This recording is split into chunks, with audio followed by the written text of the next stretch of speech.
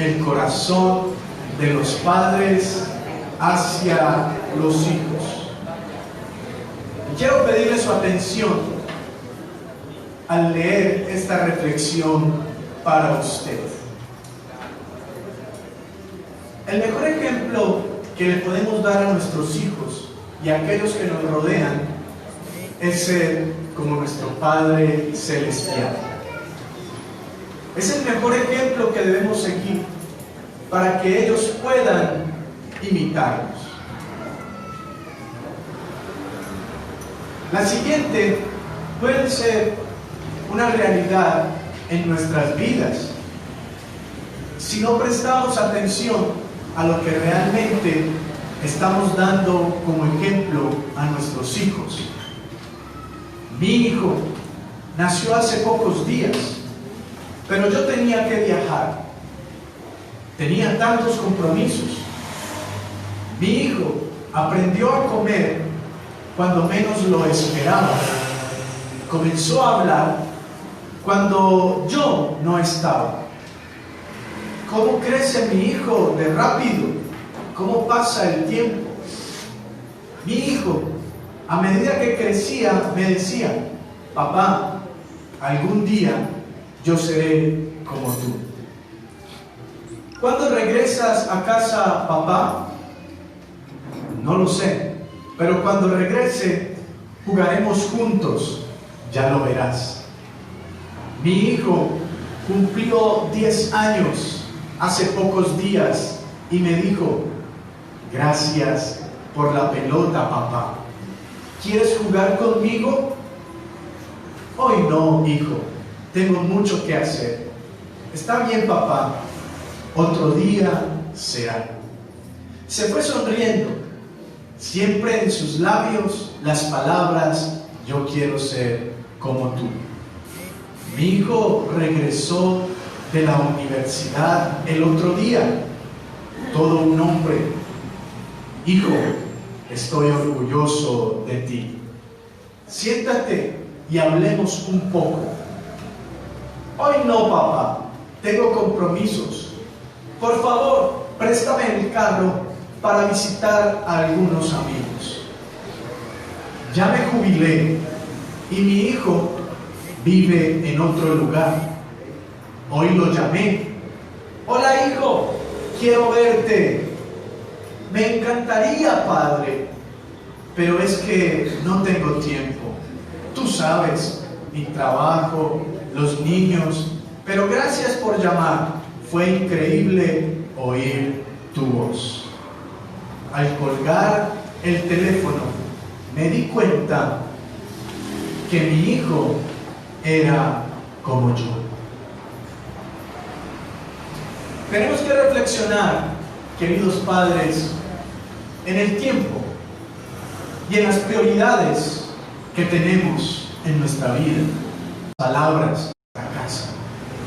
Este mensaje está dirigido a todos los padres que hoy tienen aún la oportunidad de enderezar sus pasos, que tienen aún la oportunidad de invertir el orden de sus prioridades.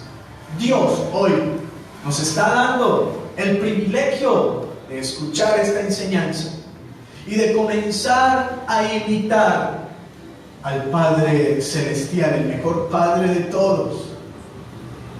Nuestra vida será de ejemplo y a través de ella diremos más que 1000 palabras. Invito a que abramos nuestras Biblias en Malaquías capítulo 4, versículo 6.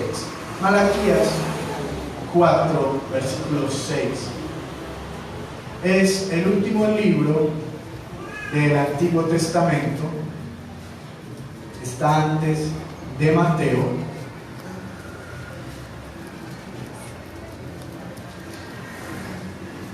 Malaquías capítulo 4, versículo 6.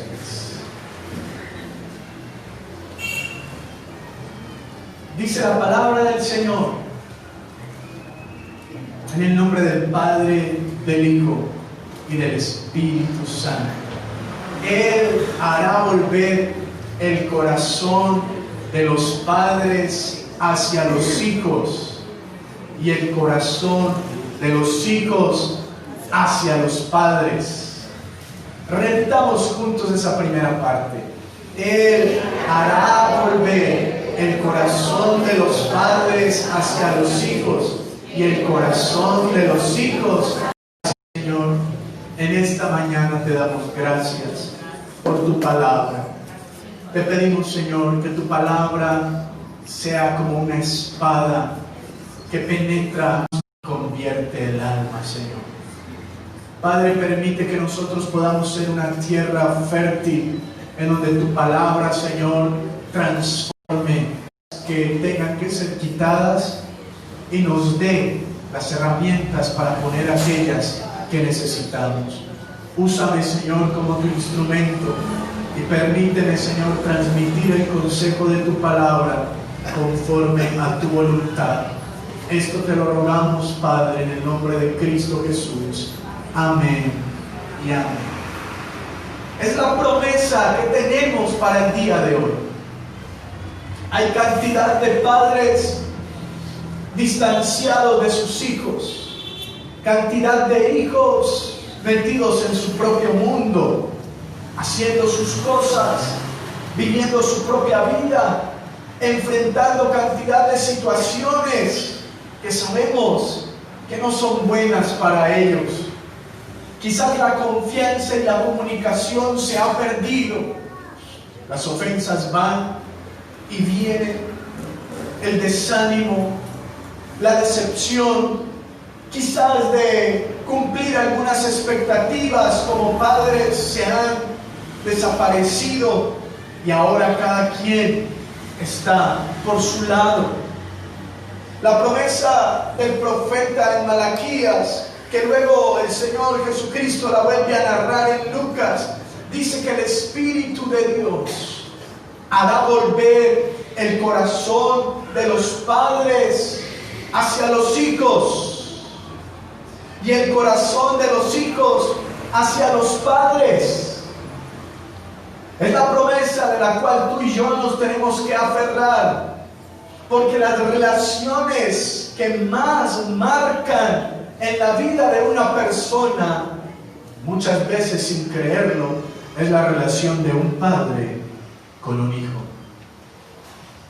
Y gracias a Dios por las mamás, gracias a Dios porque ellas se han levantado y porque Dios las ha usado para educar y para levantar, pero nunca la presencia y el rol de un padre lo va a poder cumplir una mamá. Por eso hoy, querido Padre, yo quiero desafiarte para que entiendas la responsabilidad que tienes en tus manos de marcar de una vez y para siempre la vida de tu hijo. Qué hermoso escuchar estas historias, estos saludos de los niños que acabamos de ver por el video. Y para algunos de ellos, si no para todos, el héroe más grande que existe sobre la tierra no es Superman, no son los Avengers, es su papá. La estrella que brilla, el ejemplo a seguir. Y no importa si su papá tiene o no tiene dinero, no importa si su papá sabe o no sabe, para su hijo el héroe más grande y la persona más grande que existe sobre la faz de la tierra se llama su papá. Y es por eso que nosotros como padres tenemos que entender la responsabilidad tan grande que tenemos de volver nuestro corazón hacia los hijos. La figura paterna, la figura de un padre puede ser tan determinante en un hijo como que ese hijo va a ver a Dios a través de su papá. Como que ese hijo va a tener una mejor relación con Dios, nuestro Padre Celestial, cuando tuvo a ese papá que pudo tocar, que pudo ver, que pudo contemplar. Y miremos cómo el versículo nos muestra el orden de las cosas. Todo en la vida tiene un orden. Dios es un Dios de orden, ¿es verdad o no, hermanos? A Él le gusta el orden. Y todo lo hizo de una manera secuencial y ordenada. Cuando pensamos en el orden de la creación, nos damos cuenta de que todo lo que hizo en su tiempo tenía un orden lógico, tenía un orden trascendental. Dios no pudo haber creado primero al hombre y a la mujer antes de haber creado el sol, la tierra, las estrellas, los árboles, las plantas, para que ellos tuvieran un lugar en donde habitar. Por eso, el sexto día, después de haber creado el sol, la luna, las estrellas, los árboles del campo, las hortalizas, los animales, al sexto día Dios dijo: ahora sí, pongámosle la cerecita a este postre. Ahora sí, pongámosle la perla y la joya a la corona. Y nos creó a ti y me creó a mí. Porque todo tiene un orden. Dios creó primero al hombre y luego a la mujer. Y el versículo 6 de Malaquías capítulo 4 nos está mostrando un orden para restaurar las relaciones paternales y familiares. Y lo primero que tenemos que entender es que nosotros como padres somos los que tenemos que tomar la iniciativa de volver nuestro corazón hacia los hijos. Somos los que tenemos que tomar la iniciativa de volver nuestro corazón hacia la familia, de tenerlos como una prioridad. Dice que Él hará volver el corazón de los padres hacia los hijos. Y es aquí en donde Dios comienza a inquietar tu corazón. Es aquí en donde Dios comienza a despertar tu espíritu, papá, para que tomes la iniciativa. Y más que un suplir económico, y más que un regalo físico, Dios pueda volver tu corazón a tu hijo y entender que tú eres una persona determinante para la formación y la educación de estos pequeños. Cuando nosotros como padres comenzamos a pasar tiempo, comenzamos a invertir horas, comenzamos a mostrar nuestra prioridad, nuestra familia, a educarlos y a encaminarlos por el camino de la palabra del Señor, entonces un día, cuando ellos ya crezcan y tomen sus propias decisiones, ellos no se van a querer apartar del camino y la senda que tú como papá les mostraste y les enseñaste. Y dicen algunos hombres conocedores del desarrollo del ser humano, que si tú estás disciplinadamente por lo menos durante 15 años marcando el corazón y la vida de tu hijo, esa huella quedará impregnada para el resto de sus vidas. La iniciativa de volver nuestro corazón a la familia la tenemos que tomar hoy, queridos papás. Y cuando nosotros damos el primer paso, entonces nuestros hijos van a comenzar a responder según lo que tú y yo estamos sembrando en ellos. Yo oro para que Dios esta mañana despierte el corazón de los varones que estamos aquí en esta mañana y que entendamos que la prioridad y el tesoro más grande que Dios ha puesto en nuestras manos se llama la familia, se llaman los hijos, se llama la esposa, se llama el núcleo familiar. ¿Cuántos padres hay esta mañana aquí conmigo? ¿Qué es lo que tú quieres dejarle a tus hijos, querido papá? ¿Cuál es el legado que quieres dejarles a ellos? Dios quiere que tú vuelvas tu corazón, que despiertes tu corazón hacia Él. La palabra del Señor dice que donde está nuestro corazón, allí está nuestro tesoro. ¿En dónde está tu corazón, querido papá? ¿En dónde has puesto la importancia y la prioridad de tu vida? Allí está tu tesoro. Para algunos su tesoro pueden ser otras cosas: el trabajo, el dinero, los amigos, el fútbol, qué sé yo, una cantidad de cosas que desplazan realmente lo que es importante. Y yo quiero que en esta mañana miremos dos ejemplos de padres que volvieron su corazón. Uno volvió su corazón al Señor y fue determinante, pero el otro fue un padre que obró de una manera equivocada. Y el primer ejemplo es el ejemplo de un padre permisivo, y me permite la palabra alcahuete. ¿Se entiende la palabra alcahuete? Sí, claro que sí. Yo no sé qué significa alcahuete, pero la he escuchado. Es que usted es muy alcahuete. Es que ustedes, y yo lo entiendo como permisivo, como una persona que permite cosas que no debe permitir.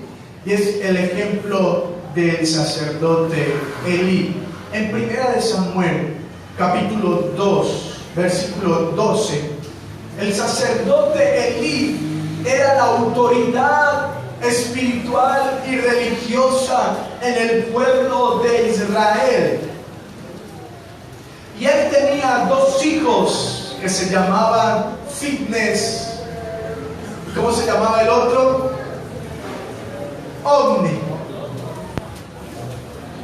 Y ellos eran los que estaban sirviendo en el templo de Jehová. 1 Samuel capítulo 2, versículo 12. Y el sacerdote Elí tenía el conocimiento y tenía la autoridad para educar, para corregir. Pero mire lo que pasaba con él y con los hijos de Elí. Capítulo 2, versículo 12 dice: los hijos de Elí eran hombres que impíos y no tenían conocimiento de Jehová. ¡Qué tremendo! Veamos aquí dos hijos que eran hijos de pastor, de un líder, de un sacerdote que conocía la ley, que llevaba a sus hijos al templo cada semana, que los traía para que cantaran las alabanzas y escucharan en la escuelita dominical la palabra de Dios. Pero dice que a pesar de todo eso, los hijos de Elí, a pesar de nacer en un hogar cristiano, eran hombres impíos. ¿Qué significa la palabra impíos? Eran hombres malos, eran hombres que no conocían a Dios, eran hombres que no habían tenido una relación con Dios. Porque yo quiero decirte algo, querida familia y querido papá que me escuchas: el hecho de que tú y tu esposa sean cristianos no significa que porque tus hijos nacieron en un hogar cristiano, ellos también son cristianos. Tenemos que tener mucho cuidado con esto, porque no podemos automatizar la salvación y el conocimiento de Dios para nuestros hijos como si fuera algo automático. La religión tradicional así lo ha querido hacer. La palabra del Señor no nos muestra en ningún registro bíblico que los niños deban de ser bautizados. El bautismo implica una decisión personal, voluntaria y consciente de que lo que tú vas a hacer, tienes claridad en lo que vas a hacer y conoces al Dios al que vas a seguir. Yo le pregunto, ¿un niño de tan solo 6 meses o 7 de nacidos tiene derecho de voluntad propia? ¿Tiene capacidad de decidir bien o mal? No. Pero la religión tradicional, al ver que muchos de sus adeptos estaban emigrando a otras religiones, y buscando otras respuestas con respecto a Dios, ellos crearon la estrategia de asegurar los adeptos desde que nacieran, consagrándolos y diciéndolos que a través del bautismo ya tú eres una persona que pertenece a esta religión y nunca te podrás apartar de ella. Por eso la estrategia del bautismo. Pero bíblicamente el bautismo no se hace. Y que hemos conocido la verdad de Dios, no podemos actuar de la misma manera como la religión tradicional, pensando que porque nuestros niños nacieron en un hogar cristiano, entonces ellos ya conocen a Dios, entonces ellos ya tuvieron un encuentro, pero son hijos de un sacerdote que vivía día y noche en el templo. Pero dice la palabra del Señor de que el corazón de estos hijos era el corazón de hombres malos, perversos e impíos, que nunca habían conocido a Dios. Nosotros como padres tenemos que llevar a nuestros hijos a un conocimiento personal con Dios. Yo no sé si usted ya llevó y enseñó a su hijo ya de edad de 7 o 5 años en adelante, que pueden entender un poquitico más, a que se arrepintiera. Yo no sé si usted ya le explicó a su hijo que él es un pecador y que necesita la misericordia y la sangre de Cristo para que lo perdone y le dé salvación.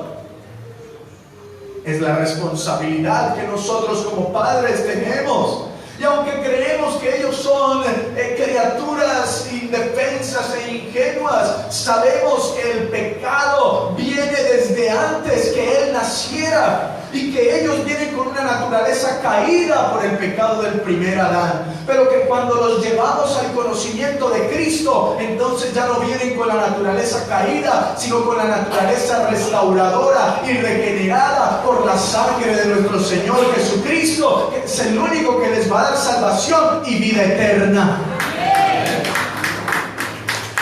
Nosotros necesitamos desarrollar esa responsabilidad.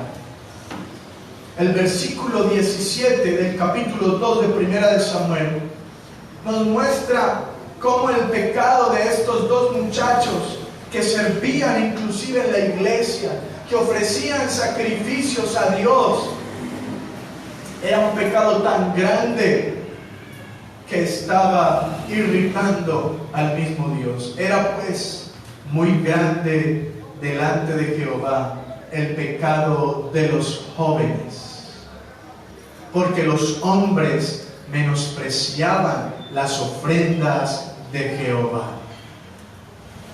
Ellos hacían lo malo y su padre Elí, quizás por no incomodar, quizás por no molestar, no les exhortaba, no les confrontaba, no les corregía, simplemente por no generar, alguna incomodidad en ellos. Pero Dios estaba mirando lo que ellos estaban haciendo y también la actitud de su papá a la hora de corregirlos. Nosotros tenemos que entender que necesitamos mostrar y corregir el camino equivocado de nuestros hijos ahora que la rama es frágil y que la rama es débil. ¿Alguien aquí ha sembrado alguna vez una matica? ¿Alguien aquí ha sembrado alguna vez un árbol o algo?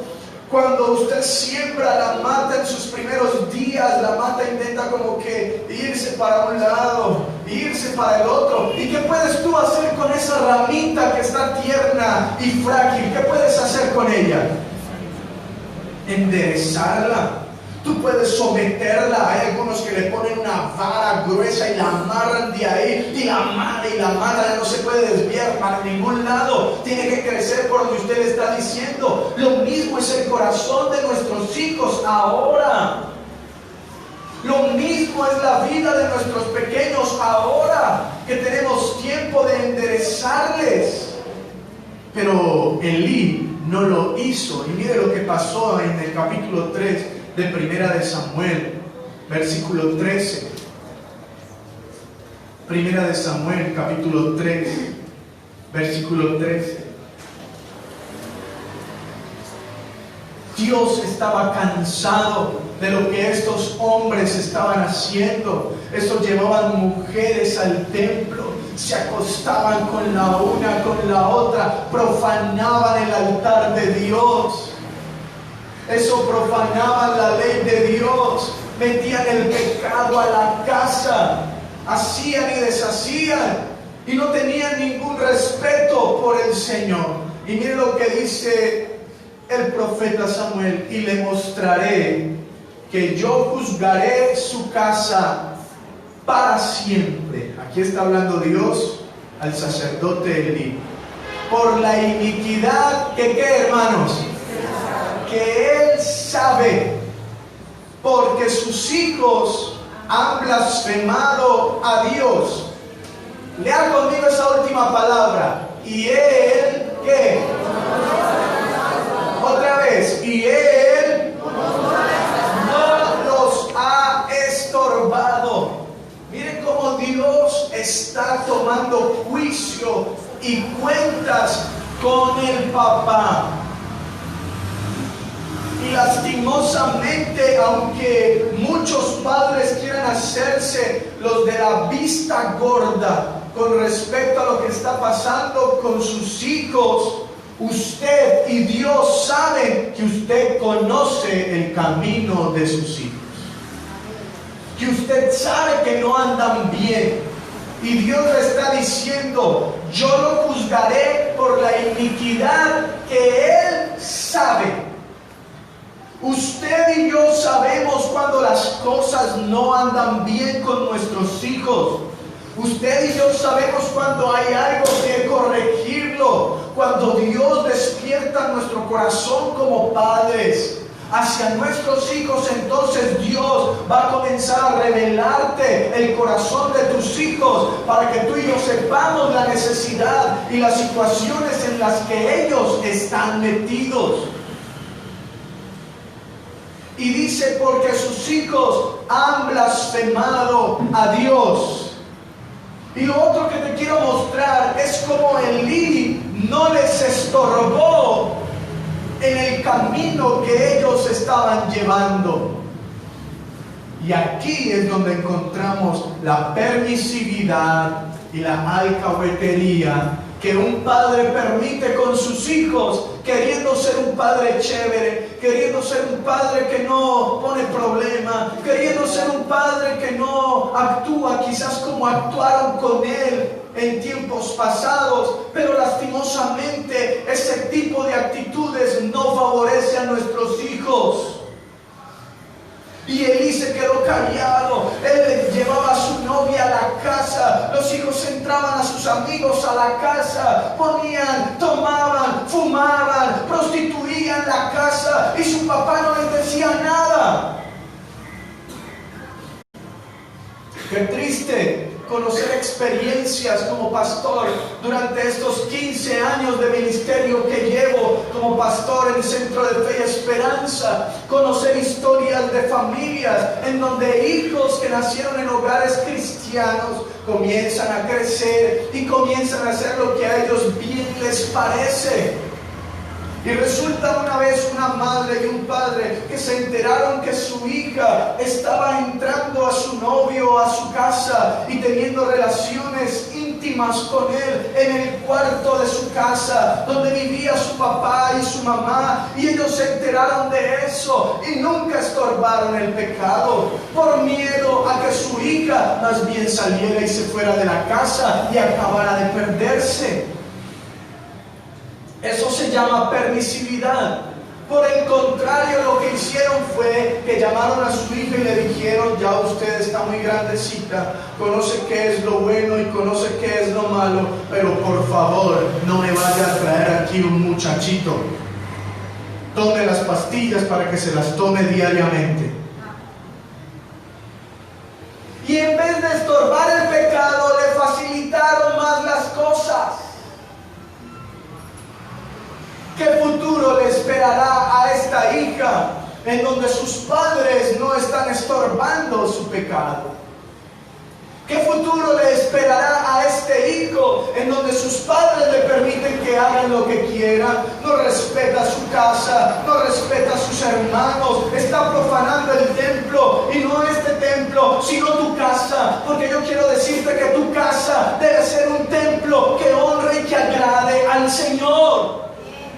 En tu casa tú no puedes permitir cosas que vayan a profanar la presencia del Señor. Si tú dices ser cristiano y tienes el temor de Dios, entonces toda tu casa con todas sus cosas deben ser consagradas para lo que honre y para lo que agrade el nombre del Señor. Y yo llamo esta mañana a las familias para que se ajusten los cinturones, a los padres para que tomen autoridad, a las madres para que tengan bien claro esto y puedan corregir y estorbar el pecado de sus hijos. Porque mañana el fruto de lo que tú hagas hablará por ti mismo. Yo puedo ser un testimonio fiel de lo que les estoy diciendo, porque si estoy aquí parado predicando la palabra del Señor es porque un día me estorbaron el pecado. Es porque un día me dieron con garrote. Y cuando estaba haciendo las cosas como no las debía de hacer, la disciplina y la rudeza siempre estaban ahí. Porque aquí en esta casa usted no va a hacer lo que usted quiere, sino lo que la palabra de Dios dice que se debe de hacer. Y hoy vemos el fruto de esto, más conozco el fruto de otras personas que quizás, y aquí está mi hermana sentada con su esposo que puede dar fe de lo que estoy diciendo. Pobrecita, mi hermana sí le fue peor que a mí, hermanos. Ella lo sabe. Pero hoy mi hermana tiene una familia constituida legalmente delante de las autoridades y los ojos de Dios, con un esposo, con 2 hijos, con una familia estable que Dios ha permitido que ella tenga, porque un día tuvo a alguien que se le parara y le dijera: así no son las cosas, jovencita, y usted va a hacer lo que la palabra de Dios dice. Y hoy agradecemos eso. ¿Cuántos hijos pudieron y tuvieron y pueden dar fe de que un día les estorbaron el pecado y hoy dan gracias a Dios por eso? A ver, levanten la mano. Mire, y cuando estábamos pequeños, mire como decíamos: ay, tan duro, ay, tan brusco, ay, tan fuerte, ay, yo no sé qué, ay, tan otro. Pero hoy decimos: papá, mamá, muchas gracias porque me estorbaste el pecado. Yo quiero que le demos un aplauso a esos papás que nos estorbaron el pecado, a esas mamás que nos estorbaron el pecado.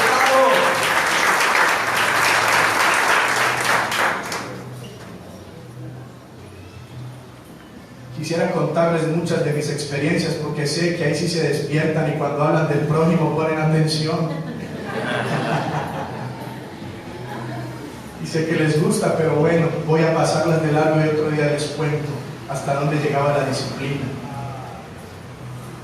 Pero Elí no estorbaba el pecado. Yo te pregunto: ¿estás estorbando el pecado? Lo que quiero enseñarte en esta hora es que en vez de ser permisivo y alcahuete, la disciplina es la prueba del amor. Anota esto: la disciplina es la prueba del amor.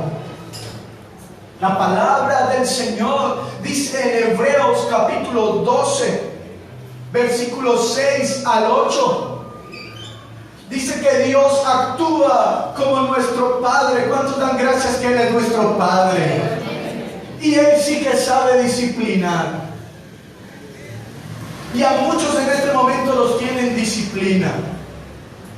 Y usted se endereza o se endereza delante del Señor. Y si no se endereza, hasta se quiebra, hermanos. Así es el Señor. Dice Hebreos capítulo 12, versículos 6 al 8. Porque el Señor, ¿está ahí conmigo, hermanos?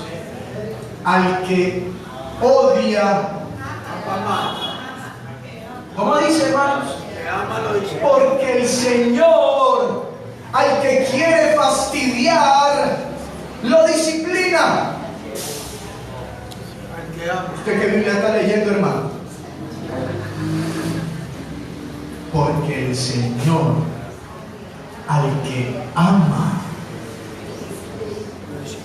La disciplina es el sinónimo del amor. lo disciplina. Y no solamente lo disciplina, siga leyendo, y azota a todo el que recibe por hijo. Versículo 7: si soportáis la disciplina, Dios os trata como a qué, hermanos, como a hijos. ¿Por qué? ¿Qué hijo es aquel a quien el Padre no disciplina? Versículo 8: pero si se os deja sin disciplina, de la cual todos han sido participantes, entonces sois ¿qué, hermanos? Bastardos y no hijos. Mire qué claridad la que nos muestra la palabra del Señor con respecto a lo que tenemos que hacer. Si tú dices que amas a tu hijo, entonces no lo dejes que haga lo que él quiera, papás. Y aquí yo no estoy motivándolos a que nos volvamos padres rudos e intransigentes, intolerantes, que seamos padres que estamos al pie de la norma. No, hermanos, no estoy hablando de eso. Pero sí estoy motivando a que tú y yo seamos padres, que estemos atentos de la educación de nuestros hijos. Y cuando el hijo levanta la voz, entonces hay que enseñarle que a papá y a mamá no se levanta la voz. Cuando el hijo no quiere hacer el devocional, entonces hay que enseñarlo a que la palabra del Señor es la única que puede salvar su vida. Y hay que enseñarlo a hacer el devocional. Cuando su hijo no quiere ir al colegio, por eso negocian. Quizás hay algunas otras cosas que hay que negociar, pero las cosas que son fundamentales en la vida de un muchacho, como el conocer a Dios, como el orar, como el leer la palabra, como el obedecer, como el ser respetuoso, no son principios que se negocian con nadie. Y ahí es donde tú y yo tenemos que estar para disciplinar. El mes pasado estuvimos enseñando a los padres cómo disciplinar a sus hijos, porque esa es otra temática. Los viernes que estamos trabajando temáticas, tuvimos una escuela de padres maravillosa, de cómo disciplinar, cómo enseñar, cuándo corregir, cómo usar la vara, cuándo usar la vara, qué es el diálogo, cuándo tenemos que dialogar, hasta dónde se dialoga, de qué edades a qué edades se corrige con la vara y de cuál edad a tal edad se utiliza el diálogo y ya no la vara. Creo que en la red tenemos las enseñanzas en el Facebook, no las tenemos ahí guardadas. Si usted quiere puede mirar en Facebook, en nuestra página @CFE Boston, ¿cierto, Andrés? Allí usted puede meterse y escuchar algunas de nuestras enseñanzas y ser edificados. Pero yo quiero motivarlos a ustedes, después de este paréntesis, que no se conviertan en los padres permisivos como lo fue Elí. Porque ¿sabes cuál fue el final de esta familia permisiva y alcahueta? Primera de Samuel capítulo 4 versículo 17 al 20. Primera de Samuel capítulo 4 versículo 17 al 20.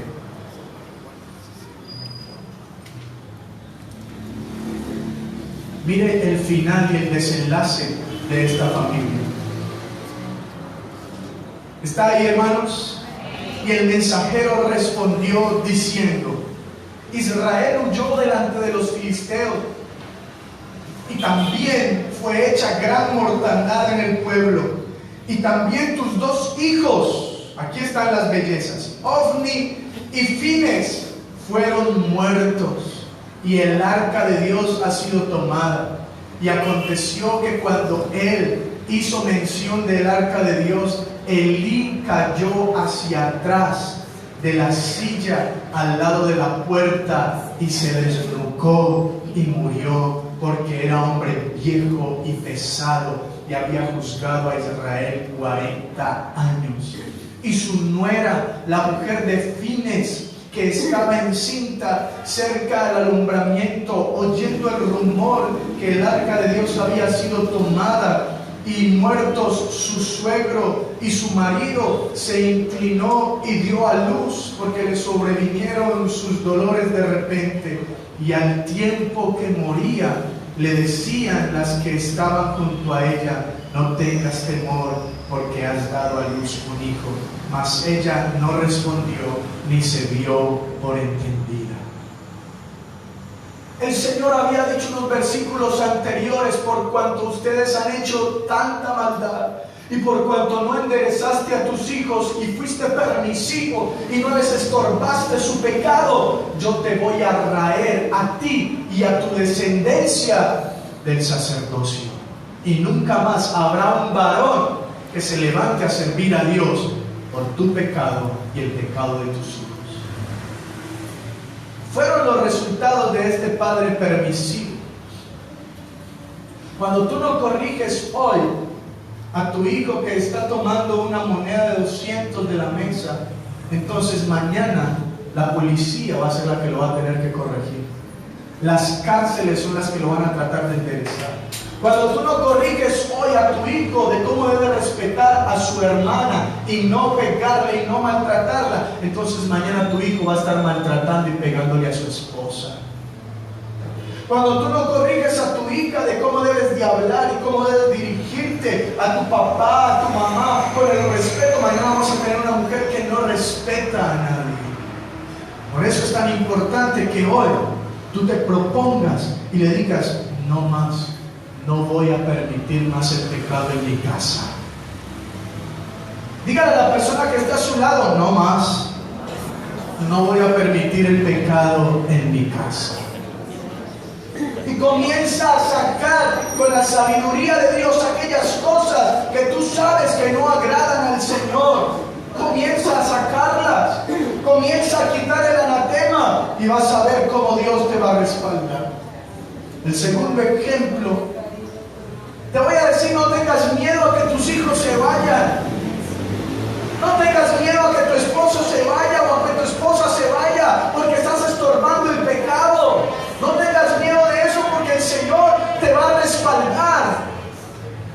Tengo la triste historia de mujeres. Nada más el jueves de la semana pasada estaba hablando con un hombre que me decía: pastor, mi hija se casó con un hombre que no temía al Señor.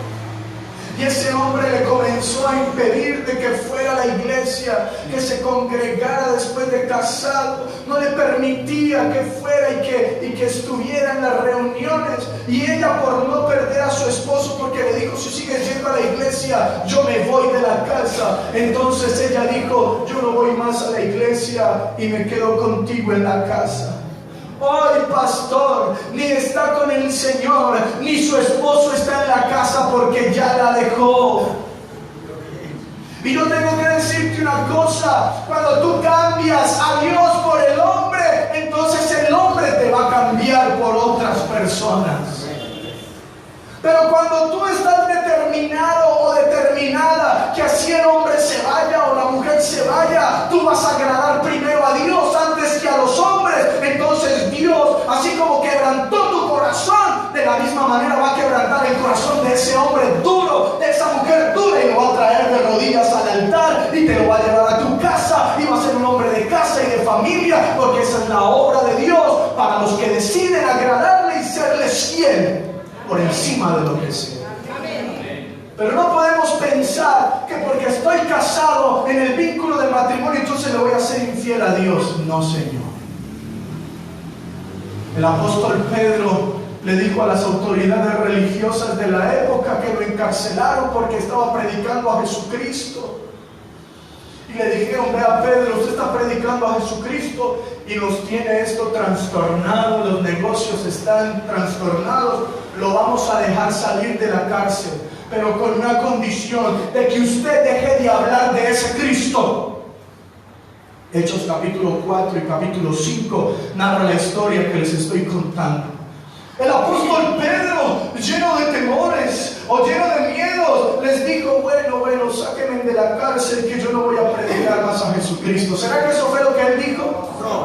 No, señores, el apóstol Pedro se quedó callado y a la primera hora que lo soltaron se paró en la plaza pública y dijo: señores, a ese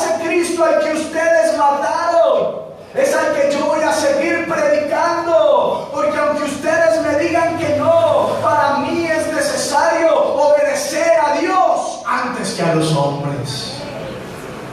Y es lo que yo te digo en esta mañana. Esta mañana hay esposas que no vienen al culto porque su esposo se enoja con ellas. Ya lo estamos enfrentando aquí. Y creen que porque están sometidas, obedeciéndole a su esposo, de que no vaya al culto, entonces su hogar no se va a desbaratar. Déjame decirte que ya está más desbaratado que cualquier otra cosa. Porque cuando Cristo no es el centro del hogar, cuando Cristo no es el centro de la casa, no hay ningún fundamento, no hay ningún sustento que pueda darte la fuerza para que permanezca y tu familia no se desbarate. Elí fue alcahuete y toda su descendencia, mira la trascendencia, hermanos. Toda su descendencia se fue a pique.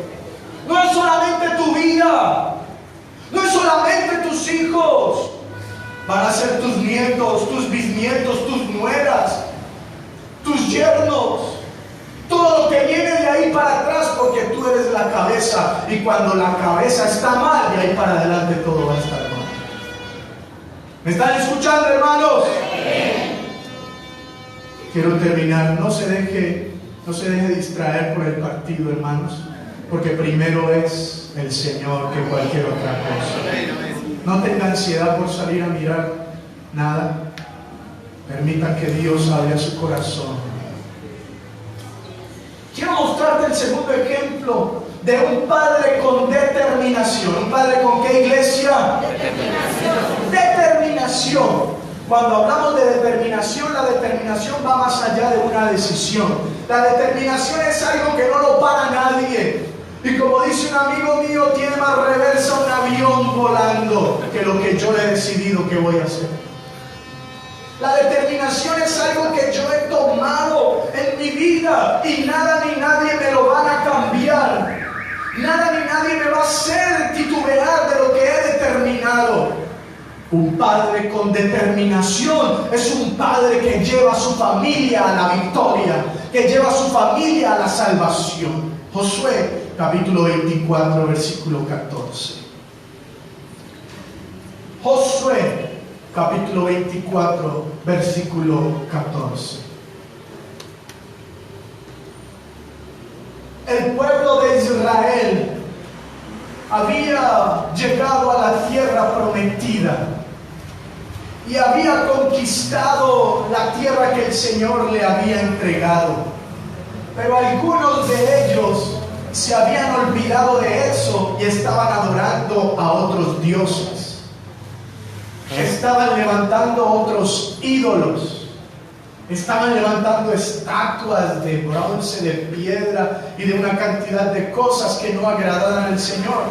Y Josué, el líder que Dios había levantado, el sacerdote del pueblo, se para en medio del pueblo y lo primero que hace es que confronta el pecado de sus hijos. Anótelo, hermano.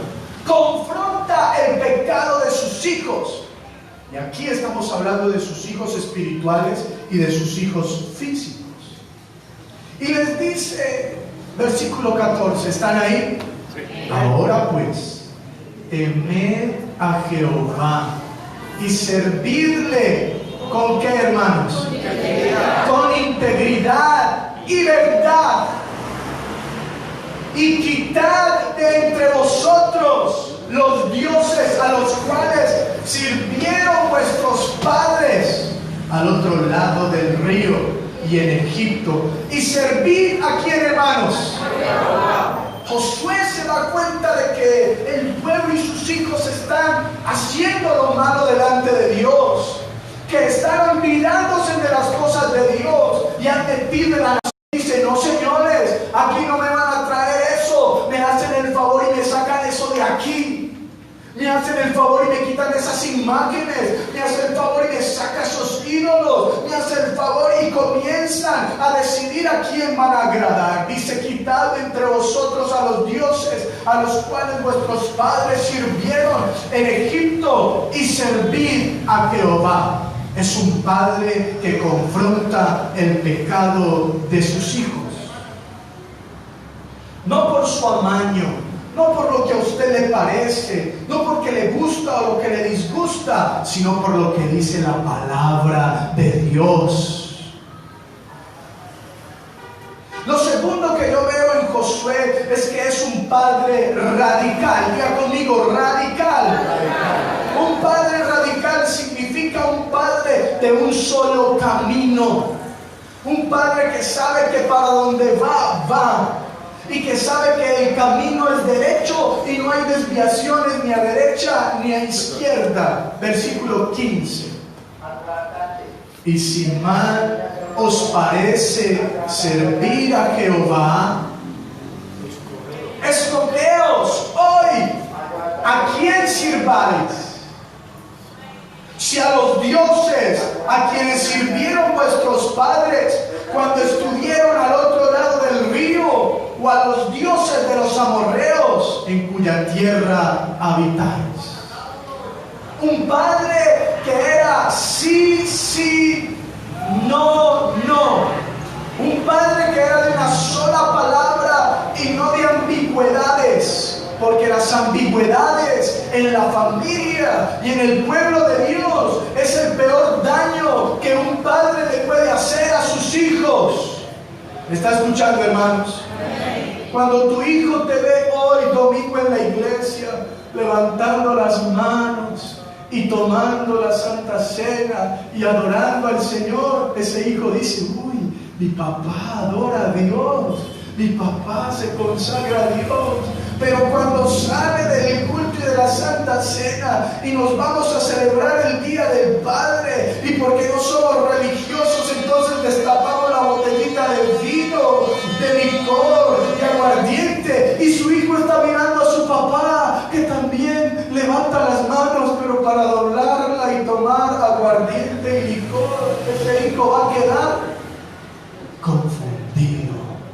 ¿Qué pasó? Ahorita en la mañana estaba levantando las manos a Dios, pero ahora está aquí tomando licor, emborrachándose, tomando la música que no agrada al Señor, haciendo las cosas. Hay ambigüedad. Nosotros necesitamos tomar una posición radical, porque hasta el mismo Dios lo dice. Vea, si usted quiere ser malo, pues sea malo del todo. Pero si usted quiere ser bueno, entonces sea bueno y conságrese aún más. Pero en la mitad, a los tibios, ¿qué dice la palabra? Perdóneme la expresión, pero la palabra lo dice: le produce náuseas, le produce fastidio. Y por eso yo te animo, iglesia, para que tú tomes una determinación hoy. Y con temor te lo digo, y con temblor, motivándote a que tomes la determinación de ser el mejor de los mejores en la palabra del Señor. Pero si vas a ser malo, entonces enfríate del todo. Porque no creas que viniendo a la iglesia y yendo al mundo, como dicen algunos en la religión tradicional, el que peca y reza, empata, y se la pasan pecando y rezando y empatando. Eso no te va a llevar a ningún lado. O eres o no eres. O te comprometes o no te comprometes. Hay hombres y mujeres que llevan años conviviendo juntos y no han tomado la decisión de casarse. Toma la decisión hoy. ¿Cuál es el temor? Toma la decisión hoy de comprometerte y decirle a la mujer que amas: tú eres con la que yo me quiero comprometer el resto de mi vida, porque no tengo ninguna duda, porque no tengo ningún temor, y voy contigo hasta el final. Y Josué, padre radical, terminó diciéndole: ustedes decidan lo que quieran. Pero ¿qué dice la parte final del versículo 15, hermanos? Dígalo fuerte. Pero mi casa y Dios más fuerte: pero yo y mi casa serviremos a Jehová. Tome la mano de su esposo, de su esposa, de su hijo, si está ahí, y levante esta oración fuerte conmigo. 1, 2 y 3. Pero yo y mi casa serviremos a Jehová. Esa fue la determinación y la radicalidad de un padre que sabía para dónde iba. Cuando un padre sabe para dónde va, entonces su familia no va a hacer sino seguirlo. Cuando un padre conoce el camino y sabe que es a Dios al que van a seguir, los hijos van a caminar detrás de él. ¿Para dónde va papá? Para la iglesia, amigo. Espéreme que yo voy con usted. ¿Para dónde va papá?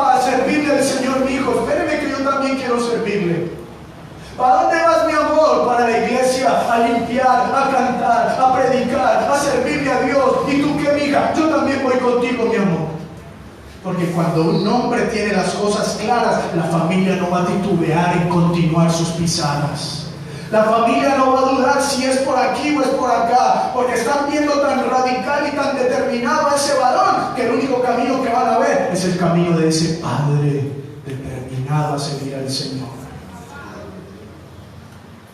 Los resultados de este padre, los frutos de este padre se comienzan a ver. Versículo 24 del capítulo.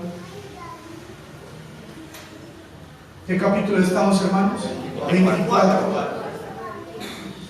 Miren los resultados. El versículo 24 del capítulo 24. Y el pueblo respondió a Josué: a Jehová nuestro Dios serviremos, y a su voz, ¿qué, hermanos? Obedeceremos. Versículo 25. Entonces Josué hizo pacto con el pueblo el mismo día y les dio estatutos y leyes en Siquem. Versículo 31.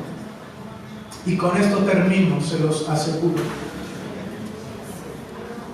Y sirvió Israel, ¿a quién, hermanos? Todo el tiempo de Josué y todo el tiempo de todas las obras que Jehová había hecho por Israel.